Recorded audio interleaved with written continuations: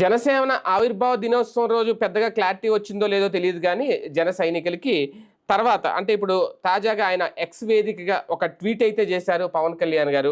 ఆ ట్వీట్లో చేసిన వ్యాఖ్యలు ఒక రకంగా మళ్ళీ కన్ఫ్యూజ్ క్రియేట్ చేసాయా లేదంటే ఒక సంచలనంగా మారాయా అనేది ఆయన చేసిన వ్యాఖ్యలు ఏంటి అంటే ఒక బలమైన పార్టీగా ప్రజల గొంతుకుగా మనం మారదాం అంటే భవిష్యత్తు కార్యాచరణ ఏంటి అనే దానికి సంబంధించి సామాన్యుల గొంతుకుగా మారదాం, రాష్ట్ర ప్రయోజనాలు జాతీయ ఐక్యత లక్ష్యంగా మరింత బాధ్యతతో పనిచేసే దిశగా అడుగులు వేద్దామంటూ జన సైనికులకి ఒక పిలుపునిచ్చారు జనసేన అధినేత పవన్ కళ్యాణ్. ఇక్కడే అంటే ఇంకా ప్రజల గొంతుకుగానో ప్రజల స్వరంగానో వెళ్ళడమే తప్ప అధికారంలోకి ఎప్పుడు వస్తాం, జనసేన పార్టీ అసలు లక్ష్యం ఏంటి, అసలు దశ దిశ ఏంటి అనే దానికి సంబంధించి ఎందుకు మాట్లాడట్లేదు? ఇంకా పార్టీ బలహీనంగా ఉందనే పవన్ కళ్యాణ్ గారు అనుకుంటున్నారా? ఇంకా పార్టీని మరింత బలంగా నిర్మిస్తాం, మరింత అనే పదం కూడా వాడలేదు, ఇంకా బలంగా నిర్మిస్తాం, పార్టీని నిర్మాణం చేపడతామని చెప్పడం వెనక అసలు ఆంతర్యం ఏంటి? ఇప్పుడు సంస్థాగత నిర్మాణం వైపు ఏమైనా దృష్టి పెట్టారు అని అనుకోవాలా? ఇదే అంశం మీద చర్చించే ప్రయత్నం చేద్దాం.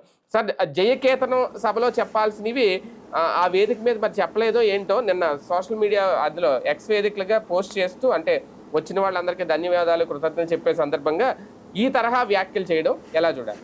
ఇది మేబీ ఆయన చేసి ఉండకపోవచ్చు. ఆయన తరపున ఏదో వీళ్ళు ఉంటారు కదా అసిస్టెంట్స్, వాళ్ళు చేసి ఉంటారు, థ్యాంక్స్ చెప్పండి అయ్యా అని చెప్తే ఈ మాట చేసి నా అంత మించి ఏముండదు అందులో.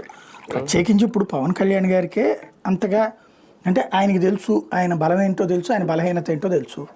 ఇండివిజువల్గా మీరు అన్నట్టుగా అర్జెంటుగా ముఖ్యమంత్రి అయిపోవాలన్నటువంటి ఆలోచన ఆయనకి లేదు. ఎందుకు లేదు అంటే ఆయనే చెప్పారు కదా, మనకు అంత బలం ఎక్కడుంది, డబ్బు ఎక్కడి నుంచి వస్తుంది, అంతమంది నాయకులు ఎక్కడి నుంచి వస్తారు, మనకు పోటీ చేయడానికి ఎక్కడుంది, నన్ను చూసి ఎగబడేటటువంటి వాళ్ళు ఉన్నారు కానీ ఓట్లు వేసేవాళ్ళు ఎంతమంది అన్నటువంటిది ప్రజలు చూపించారు ఆయనకి. నువ్వు 21కి 21 సీట్లు ఇచ్చి ఆ తర్వాత ఆయన ఏమంటున్నారు, చంద్రబాబు గారి నాయకత్వంలో రాష్ట్రం బాగుంటుంది, నేను అండగా నిలబడతానని ఆయనే చెప్తున్నారు. 15 సంవత్సరాల పాటు ఆయన ఆ ఉద్దేశంతో ఉన్నారు. 15 సంవత్సరాలు ఇదే కూటమి అధికారంలో ఉంటుంది, 10 సంవత్సరాలు చంద్రబాబు ముఖ్యమంత్రి అంటే ఆయన 10 ఏళ్ల పాటు దానికి ప్రిపేర్ చేస్తున్నారు. 10 ఏళ్ల పాటు చంద్రబాబు ముఖ్యమంత్రిగా కూటమి ఉండాలి, ఇంకో 2 సార్లు గెలవాలి, అప్పుడు జగన్మోహన్ రెడ్డి పడిపోవాలా, అప్పుడు ఈయన కూటమిలో అడుగుతారు 10 ఏళ్ల తర్వాత, అయ్యా నాకు సీఎం ఇవ్వండి, మీకు 10 ఏళ్ళ నుంచి 15 ఏళ్ళ నుంచి ఇస్తున్నాను కదా, 15 ఏళ్ళ నుంచి 2014 నుంచి లెక్కేస్తే మొత్తం మీకు 40 దాకా ఇస్తానే వచ్చాను కదా, నాకు ఒక అవకాశం ఇవ్వండి అంటారు. అప్పుడు లోకేష్ని అడుగుతారు. అప్పుడు అడిగితే ఆయన కుదరదండి అన్నారు అనుకోండి, అప్పుడు అదిగో జగన్ పని కూడా అయిపోయింది కాబట్టి నేను మీకు వ్యతిరేకంగా వెళ్తున్నానని అప్పుడు జనంలోకి వస్తారనమాట. నేను ఇంతకాలం పాటు మంత్రిగా అన్నీ నేర్చుకున్నాను, చాలా కష్టపడ్డాను, చిన్నప్పటి నుంచి కూడా ఇంట్లో కూడా క్రమశిక్షణతో పెరిగాను, చాలా బాధ్యతగా పెరిగాను, అయితే సమాజాన్ని తెలుసుకోవాలనుకున్నాను, ఇంత పెద్ద ప్రయాణం చేశాను కాబట్టి ఇప్పుడు నాకు అడిగే అర్హత ఉంది, ఒక ముఖ్యమంత్రి అడిగే అర్హత ఉంది. ఈ లోపు ఎందుకంటే ఇప్పుడు 3 శాఖలు 4 శాఖలు తీసుకున్నారు, పంచాయతీరాజ్, అటవీ, పర్యావరణం ఇట్లాంటివి. రేపు నెక్స్ట్ మంత్రివర్గంలో వచ్చినప్పుడు ఇంకొన్ని శాఖలు కొత్త శాఖలు అయ్యో తీసుకుంటారు. ఇట్లాగా ఒక్కొక్క శాఖల మీద నేను అనుభవం సంపాదించాను. 3 టర్మ్స్లో ఒక 10 శాఖలు 15 శాఖలు ఆయన అమలు చేస్తారు. వాటన్నిటి నాకు ఇన్ని శాఖల మీద అనుభవం కూడా వచ్చేసింది కాబట్టి ముఖ్యమంత్రి పదవిలో నేనే అర్హుడిని, నాకు ఓటేయండి అని అడుగుతారనమాట. అది భవిష్యత్తులో సామాన్యులు గొంతుగా పార్టీ మారబోతోంది అంటే దాని అర్థం ఏంటంటే ఈయన ఏమైనా ప్రశ్నించబోతున్నారా టీడీపీని కూడా?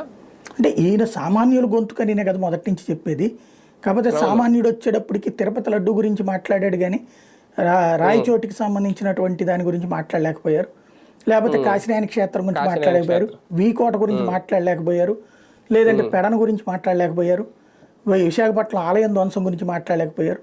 ఇది సామాన్యుడు అంటే నిజమే, కరెక్టే. ఏది అందరూ గొంతు కలిపితేనే సామాన్యుడు మాట్లాడతాడు, ప్రత్యేకించి మాట్లాడు. అంటే ఇప్పుడు సామాన్యుల గొంతుక అనేటటువంటి పాయింట్ కాన్సెప్ట్ 2 ఉంటుంది. ఇప్పుడు ప్రతి సామాన్యుడు ప్రతి ఇష్యూని మాట్లాడతాడా? మాట్లాడు. 10 మంది మాట్లాడడం బిగించేసినప్పుడు తను కూడా రాయేస్తాడు, అది సామాన్యుడి మనస్తత్వం. అదే ఇక్కడ ఇప్పుడు ఇంప్లిమెంట్ చేస్తున్నారు అనమాట. ఎక్కువ మంది ఏది మాట్లాడితే అప్పుడు స్పందిస్తారు దాని మీద. ఆ కోణంలో చెప్తున్నారు. ఒక రకంగా కూటమిలో ఉండగా సామాన్య గొంతుకు వినిపిస్తే అది కూటమి దగ్గర కూడా అవుతుందేమో. ఏముండదు, ఇప్పుడు అట్లాగేం వినిపిస్తానని చెప్పట్లేదు కదా, మనం గొంతుకు అది అనేది మొదటి నుంచి చెప్తుంటారు కదా ఆయన. అందులో భాగంగా వచ్చినటువంటి మేబీ ఆయన పెట్టి ఉండరు ఆ ట్వీట్ అనుకుంటున్నాను, వాళ్ళ టీం పెట్టి ఉంటుంది అది, అందుకని ఆ మొక్క రాసి ఉంటారు. వాళ్ళకి పార్టీ నుంచి అది అలవాటు ఉంటుంది కదా సామాన్యుల గొంతుకు అనేది. అధికారంలోకి వచ్చాక సామాన్యుల గొంతుకు అనేది ఉండదు. అదే కదా. అధికారంలోకి వచ్చినప్పుడు సామాన్యుల పని చేసేవాడు అవ్వాలి, కదా. సామాన్యుల ఇంకా నేను సమస్య తీర్చేవాడు అయి ఉండాలి, అవును. సామాన్యులకు సంబంధించిన సంక్షోభాన్ని పరిష్కరించేవాళ్ళు అయి ఉండాలి. అదే తేడా. ఒక రకంగా జన సైనికులు ఏమన్నా ఇంకా ప్రిపేర్ చేస్తున్నారా? మనం ఇలాగే ఉందాం, మనకు అధికారం వద్దు, మనం ఇలాగే ప్రశ్నిస్తాం, మనం ప్రజల తరపునే ఉందాం అని ఏమన్నా ప్రిపేర్ చేస్తున్నారా? ఇక్కడ రెండు కోణాలు కనబడతాయండి. ఒకటి పవన్ కళ్యాణ్ వ్యూహంలో నాకు కనబడేది 10-15 ఏళ్ళు వెయిటింగు అనేటటువంటి మాట వెనకాల ఒక వ్యూహం ఉండుండొచ్చు. అదేంటి అంటే అలా మాట్లాడుతా ఎప్పుడో ఉన్నట్టుండి బర్స్ట్ అయితే, నేను పార్టీకి చెప్పాను, మొదటి నుంచి చెప్తూ వచ్చే నేను 15 ఏళ్ల పాటు పార్టీని కాపాడతానని, ప్రభుత్వాన్ని నడిపిస్తానని, తోడుంటానని, కానీ వాళ్ళు నన్ను దూషించారో ద్వేషించారో, లేకపోతే ప్రభుత్వం నేను అనుకున్నట్టు పని చేయట్లేదు కాబట్టి నేను ఎదిరించాను, వ్యతిరేకిస్తున్నాను అని చెప్పేసి గబక్కన అడ్డం తిరగచ్చు. అప్పుడు ఈ మాట పనికి వస్తుంది కదా. 15 ఏళ్ళు నేను 100 సార్లు చెప్పాను, నా పార్టీ వాళ్ళే నన్ను విమర్శించారు, మా కార్యకర్తలే నన్ను తప్పట్టారు, నా అభిమానులే తప్పట్టారు, నా కులం వాళ్ళే వేధించి వద్దన్నారు, అయినా సరే నేను మాత్రం ఈ చంద్రబాబు గారిని 15 ఏళ్ల పాటు చూడాలనుకున్నాను, తెలుగుదేశం కూటమి అధికారంలో ఉండాలనుకున్నాను, కానీ నన్నే అవహేళన చేస్తుంటే, నా వాళ్ళని అవహేళన చేస్తుంటే, లేకపోతే నాకే అధికారం సక్రమంగా చేయనీయకుండా ఉంటే, ఇక్కడే డబుల్ గేమ్లు ఆడుతూ ఉంటే, అందుమూలంగా నేను బయటకు వచ్చానని చెప్పుకోవచ్చు రేపొద్దున ఒకవేళ ఎదురు తిరగాలంటే. అప్పుడు మీరు మీ అందరికీ తెలుసు, తటస్థులు ఆలోచించండి అని చెప్పి అడ్డం తిరగచ్చు ఆయన. ఆ కోణంలో ఒక అడ్వాంటేజ్ ఉంటుంది ఆయనకి ఈ పాయింట్. రెండవది, నిజంగానే ఆయన కింగ్ కాకుండా కింగ్ మేకర్గానే ఉండాలని కోరుకోవచ్చు. ఫస్ట్ ఒకటి ఆయనకి తెలుసు, ఇవాళకి వాళ్ళ ఇండివిజువల్గా పోటీ చేస్తే ఓ 15-20 వస్తాయి, మ్యాక్సిమం 30 దాకా కొట్టచ్చు ఇండివిజువల్గా పోటీ చేస్తే. కానీ ఇప్పుడు ప్రభుత్వంలో కూటమిలో ఉన్నాక ఇండివిజువల్గా పోటీ చేస్తే సీట్లు తగ్గుతాయి అని రావు. ఎందుకంటే ప్రభుత్వ వ్యతిరేకత కూడా వీళ్ళకి వస్తుంది కదా, సహజంగా తగులుతుంది కదా. ఇండివిజువల్గా ప్రభుత్వాన్ని ఏర్పాటు చేయగలిగిన సామర్థ్యం ఆయనకి సొంతగా ఉందనుకుంటే అసలు ఆగేవాడే కాదు ఆయన. అది లేదని ఆయనకి తెలుసు కాబట్టినే ఇప్పుడు తెలుగుదేశం వాళ్ళతో ఆయన ఎందుకు అంత జాగ్రత్తగా ఉంటున్నాడు. వితౌట్ తెలుగుదేశం ఆయన 0 అయ్యింది. అప్పుడు ఆయనే 2 చోట్ల ఓడిపోయారు. ఒకే ఒక్క ఎమ్మెల్యే సీటు, అది కూడా రాపాక అక్కడ ఇండివిజువల్గా చేసుకున్నటువంటి ఎఫర్ట్ పనిచేసి పెట్టి, అదే తెలుగుదేశంతో కలిస్తే 21కి 21 వచ్చినాయి, తెలుగుదేశానికి రాలే మళ్ళీ అట్లాగా. ఇందులో ఈయన ఇన్ఫ్లుయెన్స్ తెలుగుదేశానికి ఉపయోగపడింది, కానీ తెలుగుదేశం ఇన్ఫ్లుయెన్స్ ఈయనకు ఉపయోగపడింది అంటే ఆ సీట్లు తక్కువ తీసుకోవడం వల్ల ఉపయోగపడింది. అది వరకు ఓకే. తెలుగుదేశాన్ని కాదని ఈయన రోడ్డు మీదకి వస్తే ఈయన కెపాసిటీ తక్కువ అన్నది ఆయనకి తెలుసు. ఎందుకంటే వైసీపీతో జట్టు కట్టలేడు ఆయన, ఉన్న ఆప్షన్ ఒక్కటే తెలుగుదేశమే.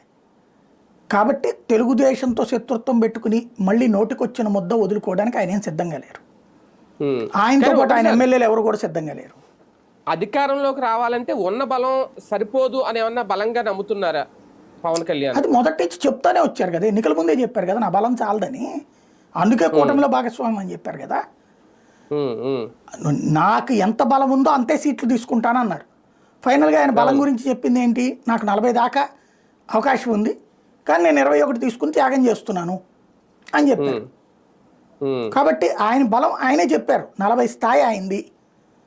ఆయన లెక్కేసుకుంటుంది ఏంటంటే గోదావరి జిల్లాలో నా ఇన్ఫ్లుయెన్స్డు, కృష్ణా గుంటూరు జిల్లాలో కొన్ని నియోజకవర్గాలు నా ఇన్ఫ్లుయెన్స్డు, విశాఖ జిల్లాలో అంటే ఓ రకంగా సరిగ్గా చెప్పాలంటే ఆయన అంచనా కాపు సామాజిక వర్గం బలంగా ఉన్నటువంటి చోట్ల నేను బలమైన నాయకుడిని, మిగతా సామాజిక వర్గాలు ఉన్నటువంటి చోట్ల తెలుగుదేశంతో కలిస్తేనే అవకాశం ఉంటుంది అని గ్రహించి మొన్న పొత్తు పెట్టుకున్నారు. ఇప్పుడు ఆయన చెప్తున్న దాని ప్రకారం, మీరు చెప్పినటువంటి ఆ పాయింట్ ప్రకారం ఇప్పుడు ఏమన్నా పార్టీని ఆయా నియోజకవర్గాల్లో మిగతా నియోజకవర్గాలు బలోపేతం చేసుకోవచ్చాము.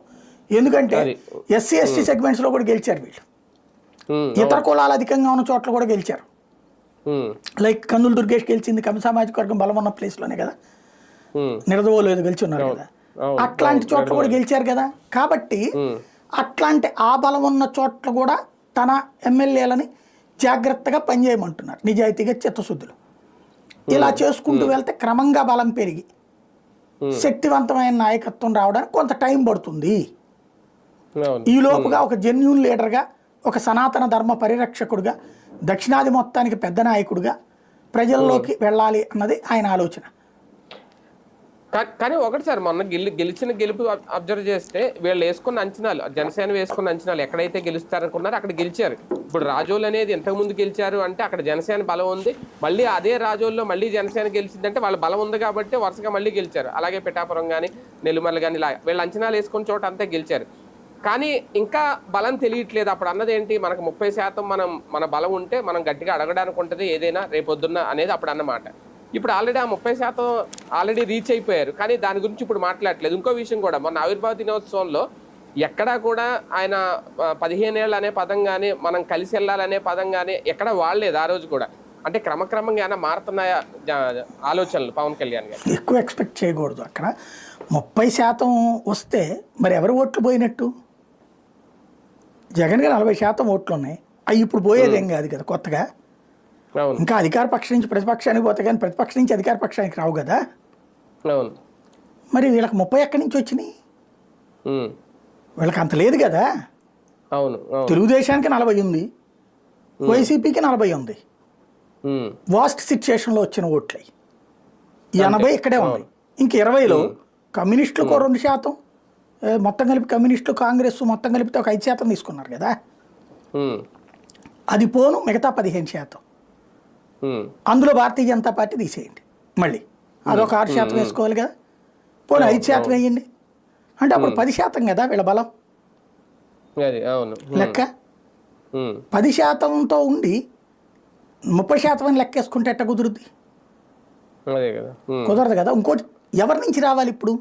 తెలుగుదేశం వాళ్ళు వచ్చి జనసేనకు మద్దతు వెళ్తారా? బీజేపీ వాళ్ళు వచ్చి జనసేనకు మద్దతు వెళ్తారా? వైసీపీ వాళ్ళు ఇప్పుడు ఇంకెందుకు వెళ్తారు? వెళ్ళిపోయిన వాళ్ళు వెళ్ళిపోయారు కదా. వైసీపీ ఓట్ బ్యాంక్ కూడా వైసీపీ కొన్న 40% బ్రేక్ చేయగలగాలి. అది ఎట్లా సాధ్యం అవుతుంది? వరస్ట్ సిచ్యుయేషన్లో 40% వచ్చినప్పుడు. కాబట్టి తన ఇండివిజువల్ ఇమేజ్ని డెవలప్ చేసుకోవాలి. అక్కడ డిప్యూటీ సీఎంగా ఉన్నప్పుడు వర్కౌట్ కాదు అది. ప్రతిపక్షంలో ఉన్నప్పుడు నీ మాటకి చెల్లుబాటు ఉంటుంది. అధికార పక్షంలో ఉన్నప్పుడు నువ్వు జవాబుదారీ అవుతావు. ఇవాళ ప్రభుత్వం చేసే మంచికి వాళ్ళే జవాబుదారీ, చెడుకి వాళ్ళే జవాబుదారీ. ప్రజల ఎక్స్పెక్టేషన్స్ విపరీతంగా పెంచారు వీళ్ళు ఎలక్షన్స్ ముందు. తెరా చూస్తే ఆచరణలో అందులో 10వ వంతు కూడా జరగట్లా. లైక్ సంక్షేమ పథకాల విషయంలో చూస్తే అప్పుడు ప్రజలకు ఏమని చెప్తాడు? వాలంటీర్లని మోసం చేయడమే కదా. సచివాలయ ఉద్యోగులు మోసపోయారు కదా. ప్రభుత్వ ఉద్యోగులు ఇంతకుముందు ఇంటర్మ్ రిలీఫ్ కంటే ఎక్కువ వస్తుంది అనుకున్నారు, వాళ్ళకి సంబంధించిన బెనిఫిట్స్ అన్నీ వచ్చేస్తాయి అనుకున్నారు, మోసపోయారు కదా. సిపిఎస్ జగన్మోహన్ రెడ్డి వారంలో రద్దు చేస్తాన్నాడు, ఎందుకు చేయలేదు అని నిలదీశారు. ఈయన ఏం చెప్పారు? సిపిఎస్ది నేను కూర్చోబెట్టి మాట్లాడి పరిష్కరిస్తున్నారు. ఏమైనా చేశారా? 10 నెలలు అయిపోయింది కదా, కనీసం ఆ ప్రయత్నం ఏమైనా చేస్తున్నారా? అసలు ఉద్యోగ సంఘాలు పట్టించుకున్నాడు ఎవడన్నా ఉన్నాడా? కాబట్టి ఇవన్నీ కల ఇదివరకు మాటలు బాగుంటాయి. అప్పుడు నేను వస్తే చేస్తా అంటాం, వచ్చి ఇప్పుడు ఏం చేస్తున్నారని కనబడుతుంది కదా. మహిళల మీద అత్యాచారాలు ఉండవు, హత్యలు ఉండవు, రాష్ట్రం అంతా కంట్రోల్లో ఉంటుంది, మద్యంకి సంబంధించిన కుంభకోణాలు ఉండవు. ఇప్పుడు ఏం జరుగుతుంది?